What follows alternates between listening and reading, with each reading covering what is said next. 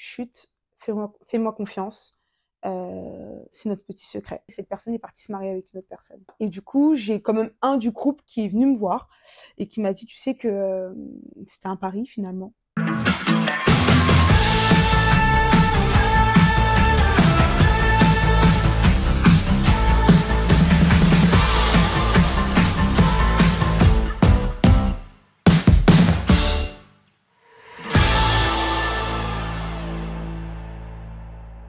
Bienvenue sur POV+, le podcast qui partage des voix et des points de vue uniques. Bonjour Mathilde. Coucou Ilona. Comment tu vas? Ça va et toi? Ça va très bien, merci. Tu veux bien te présenter? Oui, donc du coup, je m'appelle Mathilde. J'ai bientôt 30 ans et je suis coordinatrice d'équipe et de projet au sein d'une association qui accompagne les jeunes dans leur service civique. Ok, voilà. D'accord, donc dans le social. Exactement. Ok. Est-ce qu'on peut commencer par le commencement, c'est-à-dire ton enfance? Comment est-ce que tu l'as vécu et qui était Mathilde petite? Alors Mathilde petite, du coup j'ai vécu dans une famille musulmane chrétienne, donc mon père étant musulman, ma mère chrétienne, issue d'une famille recomposée quand même parce que mon père avait déjà 2 enfants avant. Et donc du coup j'ai vécu avec ma mère et mon père jusqu'à mes 8 ans. Entre-temps mes parents ont eu mon petit frère et ma petite sœur. Et j'étais une jeune fille, je dirais, simple, douce. J'aimais beaucoup rigoler, bavarder aussi. Voilà, j'étais une petite fille ordinaire, on va dire ça comme ça. Ok. Tu as vécu des choses dans ton enfance assez traumatisantes. Est-ce que tu veux bien nous en parler? Oui. Du coup, il faut savoir que je vivais dans un appartement. Dans un F3. On était maintenant 5 parce que mon père a fait venir mon grand frère et ma grande sœur du pays. Et ma mère nous a quittés. Enfin, du coup, elle est partie de la maison à mes 8 ans. Donc, on vivait dans une chambre à 5, donc fille-garçon, mélangés, lits superposés, voilà, 2 dans un lit. Enfin, et donc moi, on va dire, cette notion d'intimité, je l'avais pas vraiment parce que j'étais toujours accompagnée en fait de quelqu'un. On m'avait jamais appris à me dire de me cacher entre guillemets, mais d'être pudique. Enfin, c'était vraiment pas naturel chez moi. Et à l'âge de 8 ans, j'ai commencé à subir des abus sexuels par mon grand frère, du coup, tous les jours. Comment ça a commencé? Alors du coup, ça a commencé lors d'une sieste. On partait faire la sieste. Donc déjà ça, à cet âge-là, on n'a pas vraiment envie d'aller dormir quand on nous demande d'aller dormir. Et c'était un soir, c'était un midi du coup où il y avait personne à la maison sauf mon grand frère. Moi, je rentrais de l'école, les autres étaient à l'école, mais on continuait à la cantine parce qu'ils avaient une sortie scolaire. Et donc moi, je suis rentrée le midi et je suis allée me coucher. Enfin, comme d'habitude, en fait, mon père n'était pas là. Et c'est à ce moment-là où mon grand frère est rentré dans la chambre et a commencé à me toucher. Ok. À partir de ce jour-là, est-ce que ça a été répétitif ou c'était une seule fois? Non, répétitif. Donc en fait, quand ça s'est passé, il m'a dit quand même une phrase, c'est chut, fais-moi confiance, c'est notre petit secret. Moi, à ce moment-là, je sais pas, dans ma tête, c'était, ok, c'est mon grand frère, on était assez fusionnels, on s'entendait hyper bien. C'était une figure paternelle quand même, parce que mon père travaillait beaucoup. Étant papa au foyer entre guillemets, il travaillait à côté, donc il n'était pas souvent à la maison et on avait comme repère mon grand frère. Donc vraiment quand je le visualisais, c'était mon deuxième papa. Et quand ça a commencé, quand il a commencé à me toucher, je me suis dit ok, là qu'est-ce qui se passe? Est-ce que c'est normal? Est-ce que c'est pas normal? Et quand ça s'est fait, c'est la première fois, ça s'est fait assez rapidement. J'ai pas eu le temps de réaliser, mais j'ai encore des souvenirs où je me suis mise à pleurer. Et lui, il a pas réagi? Non. Ah non, non. En fait, il a fait ce qu'il avait à faire et il est sorti de la chambre. Et je suis restée comme ça. Et bon, peut-être que c'est trop compliqué pour toi peut-être d'en parler, je sais pas, mais il faisait quoi en fait? Alors, donc, ce qu'il faisait au début, les premières fois où il abusait de moi, c'était lui, du coup, qui me touchait. Alors, il pouvait toucher même ma poitrine qui n'était À pas 8 une ans, poitrine. Enfin, ouais. voilà. Alors, je sais pas comment je peux dire avec des termes. Il me touchait le vagin. Enfin, Ok. il me pénétrait avec ses doigts, pour être franche. Ouais. Et en fait, je voyais que ça le faisait du bien. Parce qu'il gémissait à côté. Moi, mon corps à moi, il était enfin, clipsé. Ouais, crispé, ouais. Crispé, ouais. Clipsé, non. Crispé, et j'avais aucune réaction. Ok. Mais en fait, pour moi, c'était mon grand frère. Pour toi, À c'était ce moment-là. normal. Enfin, au début, je me suis dit, ouais, bah ok, il fait ce qu'il a à faire et c'est notre petit secret. Ok. Donc ouais, pour toi, toutes les jeunes filles qui avaient un grand frère probablement subissaient ça? Peut-être, ouais, oui. D'accord, ok. Ce qui peut être logique vu que c'est ta normalité en fait à ce C'est moment-là. ça, exactement. Donc jamais dans une discussion tu vas aborder le sujet ou... Non, jusqu'au moment où, quand il revient plusieurs fois, là, c'est moi. Il se sert de mes mains, du coup, Ok, pour le masturber, jusqu'à éjaculer dans ma main ok. plusieurs fois. Et je voyais que ça lui faisait du bien. En fait, donc, il me tripotait, il me prenait ma main, et il me montrait, enfin, il me faisait faire les mouvements, en fait. Et il me disait, oui, continue comme ça, c'est très T'avais bien, quel âge là? continue. Bah, 8 ans, toujours. Ok. 8 ans. Et en fait, jusqu'à mes 12 ans, enfin, j'étais pas loin des 13 ans. Ça a continué tous les Ouais, jours? tous les jours. Plusieurs fois par jour? Bah, en fait, on faisait plus la sieste à un moment donné, mais Oui. c'était surtout le soir. Personne n'entendait? Non. J'en ai parlé, j'ai essayé d'en parler, À qui? et bah, une personne proche de la famille. Et du coup, alors elle ne m'a pas, enfin, elle ne m'a pas cru, mais c'est comme si quand j'en avais parlé,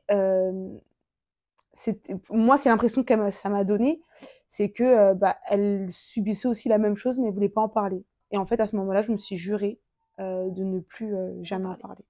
Ah oui, logique. Tu te retrouves face à quelqu'un qui comprend pas. Mm. Euh, ok, ton papa était ignorant du coup de tout Oui, ça. oui, Ok, lui il était de toute façon absent en fait la oui, journée, donc il pouvait pas exactement. entendre. La nuit, est-ce que ça lui arrivait de faire ça aussi du coup? Oui, quand le midi, il y avait rien, enfin, Ouais, parce que du coup, je faisais plus la sieste à un certain âge, bah, c'était plus le soir, il me rejoignait ouais, dans mon personne lit. n'entendait. Non, Et vous étiez dans la même chambre. oui, tous ensemble. Waouh. Est-ce que euh, tu penses sincèrement que personne n'entendait ou que c'était plus facile pour eux de fermer les oreilles et de rien entendre? Bah, je sais pas. J'avoue, T'arrives jusqu'à pas à aujourd'hui, savoir. non. Ok. Donc tu subis ça pendant plusieurs années. Mhm. Euh, Comment est-ce que t'en sors? Bah, en fait, il a fallu que je parte de chez moi. Bon, après, quoi, que quand j'ai commencé à rentrer au collège, donc fin CM2, ouais, sixième, mon père s'est marié, donc il a donné sa vie à Christ. Ok, gloire à Dieu. Et en fait, bah, c'est la chambre, parce que donc on est dans un, deux, trois, pardon. On était dans un F3, donc une chambre bah, pour tout le monde, une autre chambre qui lui servait de prière, en fait, une salle de prière quand il était musulman, et sa chambre à lui. Mm. Et en fait, quand il s'est converti, bah, cette chambre-là, avec sa nouvelle femme, ils ont décidé d'en faire une chambre de filles. Ok. Donc ça veut dire que bah, en fait, on a été séparés avec mon Ah, frère, ok, voilà. garçon et fille, C'est ok. ça, exactement. Et donc, D'accord. peu de temps après, ma mère, du coup, est venue récupérer moi, mon petit frère et ma petite sœur pour aller vivre avec elle. Et c'est à ce D'accord. moment-là où ça a été la délivrance. Ok. Parce que même quand il y avait ces séparations de chambres, ils Mm. continuaient. Bah, en fait, non, mais il y avait bah, les regards insistants, il y avait... Enfin, c'était vraiment Switching. malaisant, c'était vraiment Ouais. gênant. On se parlait pas. On se parlait pas, en fait, dans la maison. On se parlait pas du tout. Je me souviens, et bah, il a fallu que ma mère vienne et nous demande en fait si on veut venir vivre avec elle. Et puis c'était un grand oui, Ah quoi, bah parce oui, que tu m'étonnes. même s'il y avait plus forcément ces abus-là, bah, je me sentais pas en sécurité. Ouais. Et t'avais compris que c'était pas normal? Oui, ouais, à partir de bah, quand je suis rentrée au collège, en fait, parce que bah, au collège, première discussion, voilà, enfin, les gens en parlent, et puis il y a aussi ce qu'on pouvait voir sur Internet. Et je me suis dit, mais en fait, c'est pas normal ce que j'étais en train de vivre.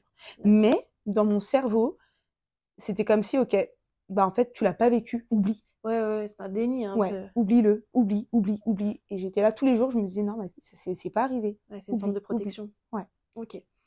Avec les garçons, du coup, ce que c'était au collège, enfin vers le oui. collège, c'est une période où on peut s'intéresser des fois déjà aux garçons. Comment ça se passait, toi?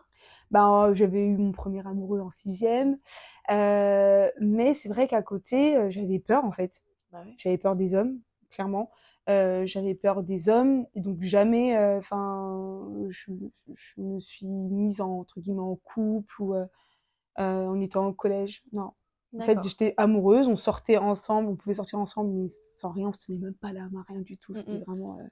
Voilà. Mais c'est vrai que j'avais ce blocage-là et je me suis demandé même si j'étais hétéro, en vrai de vrai, parce Ah, que ah carrément. ouais, je me suis posé la question. Parce que pour moi, les hommes étaient devenus une peur. Une peur. Ah ouais, bah Ouais. oui. Et est-ce que tu avais peur même de ton père, peut-être? Mon père, non.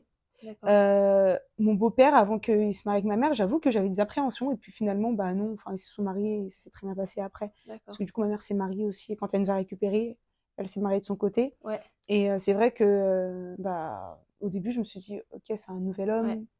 homme. Voilà, mais non, après, ça s'est passé. Ok. La suite de ton adolescence, comment ça s'est passé? Bah, en fait, j'en voulais à la vie. Genre, ben, vraiment, j'en voulais à la vie. Je suis rentrée au collège, du coup, enfin, je suis avec ma mère. On est en partie vivre avec ma mère, donc je suis rentrée. J'ai fait plusieurs collèges. On a déménagé 3 fois en un an. Finalement, on a terminé dans un petit village et bah, je vivais ma petite vie d'adolescente sans forcément, sans forcément me remémorer tout ce que je pouvais y vivre, mais je faisais pas mal de cauchemars quand même. D'accord. Et voilà. Donc je grandis, je rentre au lycée aussi, du Ouais, coup. Je rentre assez tôt au lycée parce que j'ai fait un BEP après un d'accord. bac. Donc ça s'est lancé mes BEP. Ouais. Donc en tout, j'ai fait 4 ans au lycée. Et là, c'est où bah, mes fréquentations ont un petit peu changé, où je commençais à m'intéresser aux garçons. Mais dans mes relations, en tout cas dans une de mes premières relations, et les plus longues, la plus longue en tout cas, pendant un certain temps, il ne pouvait pas me toucher. Même un câlin, je ne Hmm. voulais pas. Ah, tu faisais un refus Ah total. oui, mon corps refusait tout. Ça se manifestait Bah, comment? bah, je repoussais à chaque fois. Enfin, je repoussais, il pouvait pas mettre sa main sur ma cuisse ou me donner la main. C'était non, ne me touche pas en Ça te fait. dégoûtait? Ah ouais, carrément. Ok. Et lui, tu lui avais expliqué? Bah, en fait, non, pas au début, mais à force, à un moment donné, parce que du coup, on est rentré en relation pendant 1 an et demi quand même. Hein, on a Ok. resté, ouais, une relation un peu ambiguë quand même. Mais à un moment, il s'est posé, il m'a dit, mais qu'est-ce qui t'est arrivé en fait? Puisque Hmm. tu ne veux pas que je te touche. Enfin, Il y a forcément un ouais, truc. c'est ça, on va bientôt avoir 18 ans. Hmm. Aller se poser des questions. Et en fait, euh, quand je lui en ai parlé, c'était par message, parce que j'arrivais pas à formuler ça de ma bouche, dire que j'ai subi des abus. Ah, pour moi, c'était impossible. Hmm. Pour moi, c'était pas vrai. Je me disais, mais non, Mathilde, là, t'es en train d'accuser ton frère et tout. Et je lui ai dit par message, je me souviens. Et en fait, bah, c'était une libération, parce que bah, il a compris beaucoup de choses. Et donc, du coup, ça allait mollo après. Ok, donc il était compréhensif. Oui, Ah, c'est bien. Donc t'es tombé ouais, sur une bonne personne. oui, Plus ou sur moins. ça, ouais. Ouais, sur ce point-là. Ok, d'accord. Ok. Et ensuite, comment ça s'est passé? La Bah, suite de ton enfin, de tes amis? ouais, bah, du coup, on s'est mis ensemble. Enfin, voilà. Et en fait, on avait un groupe d'amis. Et dans ce groupe d'amis, bah, enfin, j'avais mes copines, on traînait beaucoup avec des garçons. J'étais la fille qui disait non, moi j'ai pas de copines, j'ai que des copains et tout. Ouais. Je préfère les mecs que les filles. Et bah les sujets étaient autour du sexe aussi des fois. Et en fait moi, quand on parlait de ça, je parlais pas. Ouais. Et donc très vite, ils ont compris que bah moi j'étais encore bah, vierge, que Ouais. je n'avais pas connu de garçon. Et moi, dans ma tête, même si je croyais pas forcément, enfin c'est pas que je croyais pas en Dieu, mais enfin j'étais avec cette valeur-là d'attendre le mariage. Ok. C'était pas quelque chose qu'on m'avait inculqué par rapport à la religion. Et les gens savaient autour, et donc dont mes amis garçons savaient aussi. À mes 18 ans, je me suis dit, ok, ça y est, 18 ans, libération, première soirée, Hmm. première cuite, donc Ouais. j'ai bu. Et en fait, je me rendais compte que j'étais mal au fond de moi, que je Oh. n'arrivais pas à m'accepter, que je ne m'aimais pas, je n'arrivais pas à me regarder dans un miroir. J'ai fait de l'anorexie aussi. À cause de ça? Ouais, enfin, alors, pas par rapport forcément au vécu des abus, mais le fait que je m'acceptais pas, que je m'aimais pas, bah je faisais un refus de la nourriture. Je sais pas comment ça s'est passé. Alors ils disent que c'est l'anorexie psychologique aussi. Ouais. Du coup, je m'alimentais de beaucoup de compléments alimentaires. Donc des gélules? Non, alors des yaourts, des yop, enfin D'accord. voilà. Et parce que bah en fait le médecin m'avait dit que si je continuais comme ça, j'allais terminer en Ouais. hospitalisation.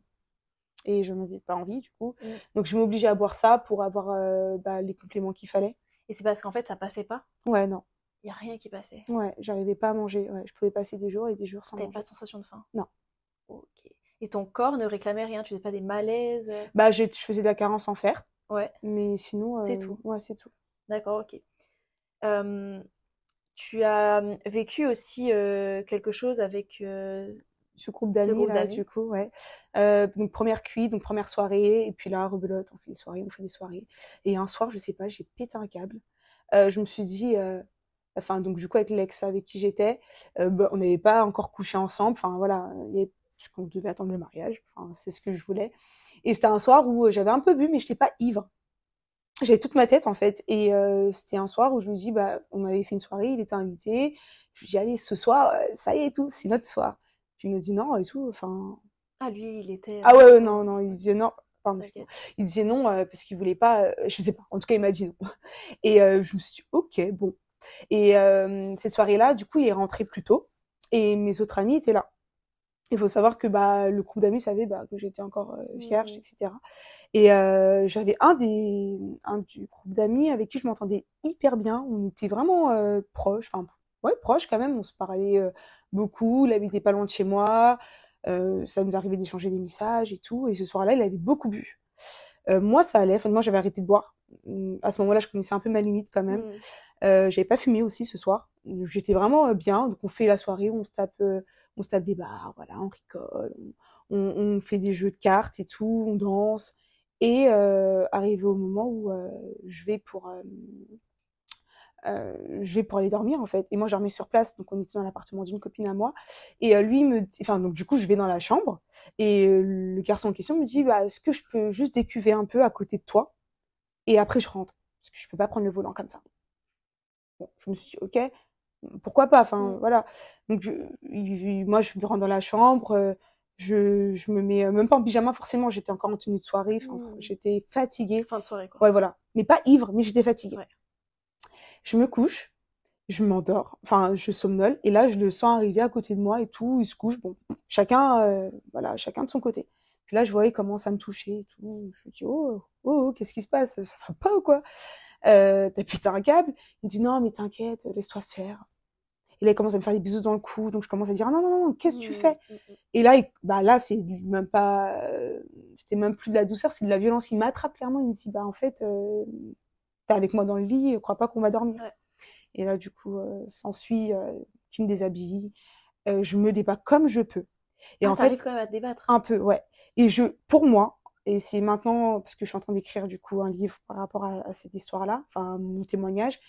Et pour moi, je criais. Mais en Mmh. fait, je crois que non, je Ouais. criais pas. C'était intérieur. Voilà, c'est ça.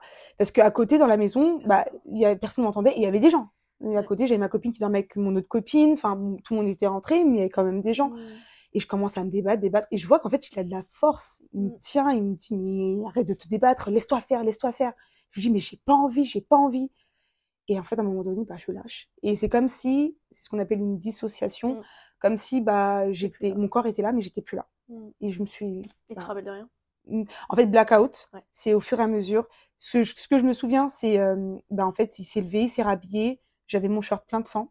Donc, j'ai compris que quelque chose s'était passé. Mmh. Et je pleurais, en fait. Et il est Mmh. parti. Et là, à ce moment-là, bah, je me suis allée me laver. Je me souviens. Et je comprenais pas. Je me suis dit, ok, mais qu'est-ce qui s'est passé? En fait, il y avait tellement de choses qui se mélangeaient. J'avais des flashbacks de ce qui s'était passé avec mon Mmh. frère. Mmh. Là, je me dis, enfin, ma virginité est partie, parce que le sang était là. Ouais. Je me souviens de rien. Je sais pas comment l'acte a été. Enfin, c'était vraiment trop flou. Et je m'endors en pleurs. Et le lendemain, j'ai ma copine qui vient, bah, parce que je me réveille, enfin, je reste dans la chambre.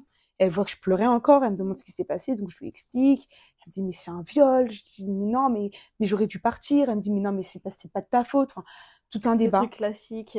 Voilà, Ouais. tout un débat. Donc, elle m'emmène à la PMI, puisque bah, du coup, il y a les consultations gratuites avec. Ah, t'as quand même emmené Oui, ouais, là-bas. mes copines, ouais, parce que d'abord, elles m'ont dit pilule du lendemain. Ouais. On sait jamais, Ouais. parce qu'il n'y avait pas de protection, bien Totalement. entendu. Et PMI pour avoir un gynécologue, pour faire des tests, on ne sait Mmh. pas ce qui s'est passé. Donc, du coup, je vais voir pareil, blocage devant Gynéco. la gynéco.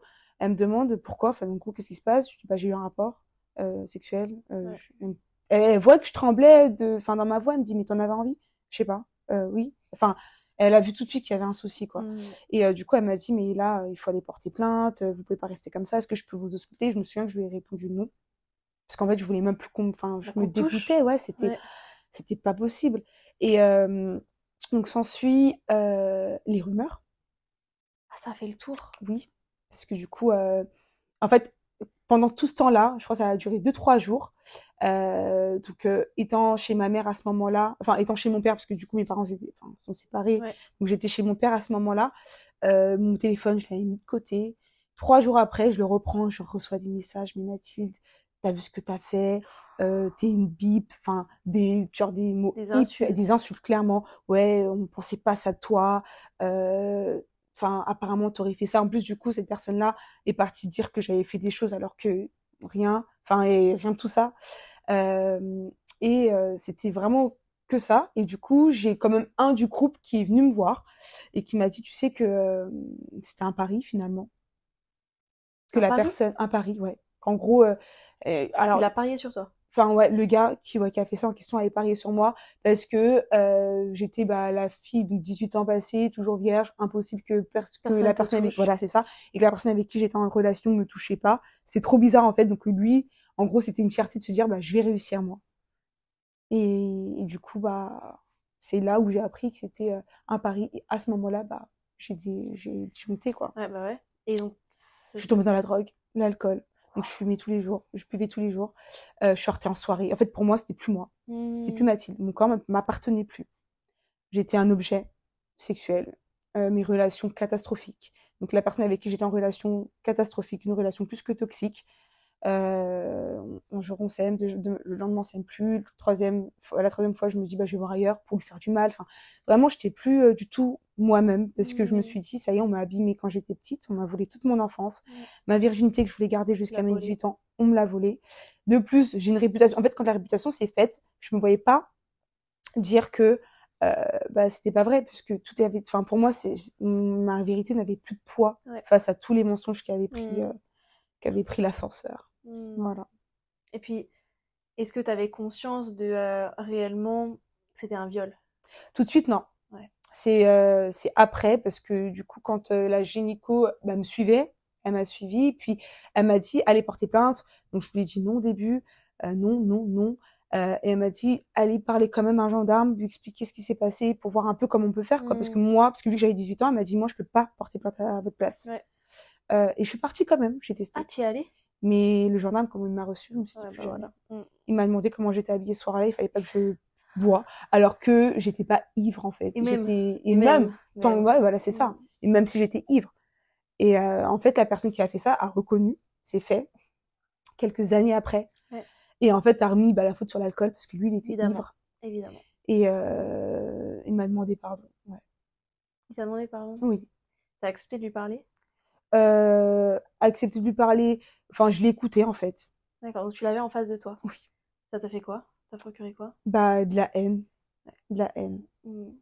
En fait, parce que je me souviens quand ça s'est passé, je lui ai écrit un message en lui disant, mais t'es sérieux ce que tu m'as, enfin, voilà, désespoir en disant, mais explique-moi pourquoi t'as fait ça. En fait, je Hmm. comprenais pas, et j'avais jamais eu de réponse, et la Hmm. réputation qu'il m'avait faite derrière, C'est c'était horrible. horrible, ouais. T'arrivais à voir ça comme autre chose qu'un rapport, parce qu'il y a un truc qui m'a marqué, et je trouve encore une fois typique, c'est le fait d'avoir dit j'ai eu un rapport. Alors qu'en fait, en Bah réalité, oui, j'en avais pas eu, c'était pas un ouais, rapport c'était pas consenti. consenti, ouais. Est-ce que t'es Ouais. arrivé après à mettre le mot, à dire le mot Viol, viol? Ouais, bien, bien bien, plus bien tard. après, ouais. Parce que quand elle m'a posé la question, enfin, ma copine m'avait posé la question, est-ce que t'étais consentante? Et je lui ai dit, mais c'est quoi le Tu consentement? savais pas. Je savais pas. Bah ouais, Bon, on me l'a pas appris. ouais. Parce que je pense que, sincèrement, si on me l'aurait appris étant petite, Ton pour mon frère, frère, ça. bah, bien sûr, Ouais. j'en aurais parlé. J'aurais parlé Mm, parce que j'aurais dit ok, parce qu'on m'a pas demandé mon avis, en fait. En fait, on a appris juste à te taire, quoi. C'est ça. Et donc, du coup, quand elle m'a parlé de consentement, là, même la gynéco, j'ai dit, non, je sais pas. De toute façon, je lui ai dit non, il m'a pas écouté. Donc, je lui ai dit que je voulais pas. Mm. Je lui ai dit, arrête, je ne veux pas. Laisse-moi tranquille. Ok. Donc, une enfance et une adolescence marquées par des attouchements et des viols, très Ouais, clairement. exact. Comment on guérit de ça? Comment on guérit de ça? Waouh. Moi, mon secret, enfin, secret ou pas, moi, ça a été vraiment Dieu. Ok. La psychologie aussi, je vais pas Ok. mentir, parce que j'ai dû consulter. Ça m'a fait du bien de parler, de ne pas être jugée. Hmm, C'est important parce que je pense que tant qu'on le vit pas, c'est compliqué de faire comprendre à une personne en face ce totalement. qu'on a vécu. Et, euh, et quand t'es psychologue, bah du coup, enfin, ils ont une manière de T'en faire entends. et voilà, ils arrivent à te faire parler sans forcément prendre part à ce que tu dis parce que souvent, moi, j'avais besoin d'écoute en fait. Hmm. Pas forcément que tu me dises. Enfin, en fait, j'avais horreur qu'on prenne pitié de moi. Ouais. Et c'est pour ça que j'en parlais pas parce que je voulais pas qu'on me dise oh ma pauvre Mathilde, t'as Hmm. vécu tout ça. Oh, c'était alors c'est peut-être de l'orgueil, hein, je sais pas, mais en tout cas, je voulais Non, absolument je pense pas que qu'on prenne pitié de moi. je pense que c'est une protection. Parce que du coup, sinon, tu te rends compte que c'était grave, Ouais, c'est tu ça. vois. Alors que là, Exactement. c'était neutre, quoi. Ouais, donc la psychologie et Dieu, clairement. Ok. Clairement, Dieu, parce que j'ai tenté de me suicider, hein. En fait, ma vie, c'était un cauchemar. Je souriais devant tout le monde quand j'allais bah, enfin, en boîte, dans les pubs. Tout le monde me voyait, ah, Mathilde, avec ton sourire, oh, trop bien et tout. Et le soir, en fait, je me retrouvais toute seule. Hmm. Ivre ou pas ivre, sous drogue ou pas. Enfin, j'étais mais toute seule, en fait. Ouais. Sauf que Dieu était là. Je ne savais pas à ce moment-là parce que je voulais pas entendre parler de Dieu. Pour moi, c'était impossible. Je l'ai pas dit, mais mes parents, ma mère et mon beau-père sont pasteurs. D'accord. Et en fait, du coup, j'entendais Dieu tous les jours dans mes Ouais. oreilles. Mais toi, tu voulais pas. Ah non. Parce que pour moi, c'était pourquoi il a permis Mais c'est ça, tout tout ça. ça. Ok. Et donc, tu dis que c'est Dieu qui t'a Restaurer, restauré et ouais, sauvé. ouais. Mais en fait, ça a été quoi le point de bascule où tu t'es dit, ok, je vais commencer à l'écouter, Dieu, Ouais. tu vois? Bah, en fait, ça a été une relation chaotique qui s'est terminée parce que dans tout Encore ça, une. ouais, encore une. Parce qu'en fait, j'ai essayé de combler un manque dans mon Évidemment. cœur Ouais. par l'amour des hommes. Mm. Et j'avais peur de l'abandon, parce qu'on m'avait abandonné plus d'une fois. Quand ma mère, elle est partie, la première fois, bah, je me suis sentie abandonnée. Et c'est ce que mon père a Mm. voulu nous faire croire. Après ça, bah, avec les hommes, enfin voilà. Et donc, du coup, j'avais trop peur de l'abandon. Et cette relation-là, bah, cette personne m'a abandonnée. Elle est partie. Du jour au lendemain. Je me suis dit, ok. C'est il y a longtemps, ça, du coup, non? C'était. C'était en, ouais, enfin, c'était bah, avant que je rencontre Christ, Ok, un Dieu. Donc en 2015, d'accord. ouais, 2016, parce que ma rencontre avec Dieu a été faite en novembre 2016. Donc du coup, c'était pendant les grandes vacances, la fin de la relation à ce moment-là. Et je me souviens m'être posée et avoir pris plein de médicaments, toutes sortes de médicaments. À part un lavage d'estomac, bah, ça n'a pas réussi du coup. Voilà, je suis Ok. encore là. Donc, enfin, Gloire à Dieu. ouais, gloire à Dieu. Grâce à Dieu. Mais ouais, je voulais mettre fin à ma vie parce que je comprenais pas. Pour moi, c'était une souffrance. Je subissais ma vie, je la vivais pas en fait. Mm. Je la vivais pas. Pour moi, c'était un film. Enfin, et après, quand je me suis posée, j'ai vu que beaucoup de personnes qui ont été abusées sont plus vulnérables à subir ce genre de Ouais. choses. Mm. Et du coup, j'ai compris un peu le mécanisme. Et ce qui s'est passé, c'est que bah en fait, j'entendais ouais, Dieu sauve, Dieu t'aime.